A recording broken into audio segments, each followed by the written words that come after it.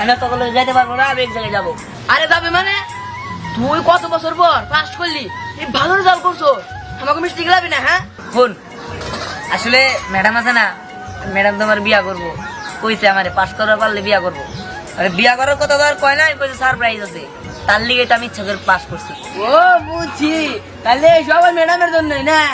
দিহান, বাবা দিহান, আমি শুনছি তুই আবার পাস করছিস, তাই না? ভালোই হয়েছে। হ্যাঁ পাস করছি তো। মা তোমার বৌমার মানে আনতে যাবো, তাতে চলো। হ্যাঁ, চল তাড়াতাড়ি যাই, বৌমারে তাড়াতাড়ি আমার বাড়িতে নিয়ে এসো। বাড়ি তোরা হা করে কি দেখতেছিস? যা বাড়ি যা। আমার ছেলের বডি আমার টাকা পয়সা বাইসা দেবো, প্রাইভেট পড়াইতে যে খরচ হয় সে খরচ পারবো না। চল আচ্ছা চল চাচি বিকালে মিষ্টি রাখবো আমরা আমু। হ্যাঁ আচ্ছা ঠিক আছে, চল আচ্ছা। চল চল তাড়াতাড়ি চল, বৌমা গিয়ে দেখি। এই দাঁড়াও দাঁড়াও। আমি পাস করছি। হ্যাঁ জানি তো, আমি অনেক খুশি হয়েছি। ম্যাডাম এটা যেহেতু আমি ফার্স্ট হয়েছি, আমার সারপ্রাইজটা দেন। আর আমার সারপ্রাইজ তো আপনি। মা চলো এর নিয়ে কাজ হবে, চলো। হ্যাঁ, বৌমা তাড়াতাড়ি চলো, ওইদিকে কাজই, তারপরে অনেক কিছু গোছান লাগবো। তুমি তো আমার পোলারে কথা দিছো, আমার পোলা ফার্স্ট হইলে তুমি তার বিয়ে করবে, তাই তো?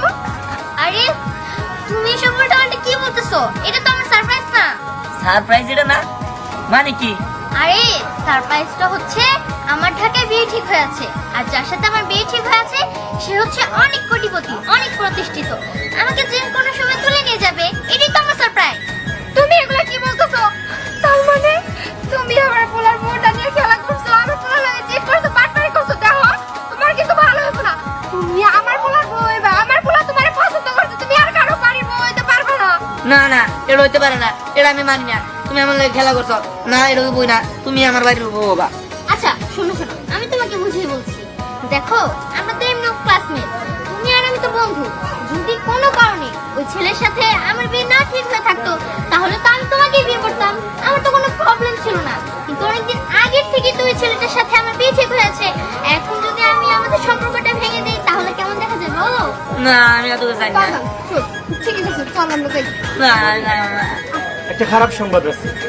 খারাপ সংবাদ? কি হয়েছে বাবা? যে ছেলেটার সাথে তোর বিয়ে ঠিক করেছিলাম, ছেলেটা ফ্রড, চিটার, একটা বাটপার।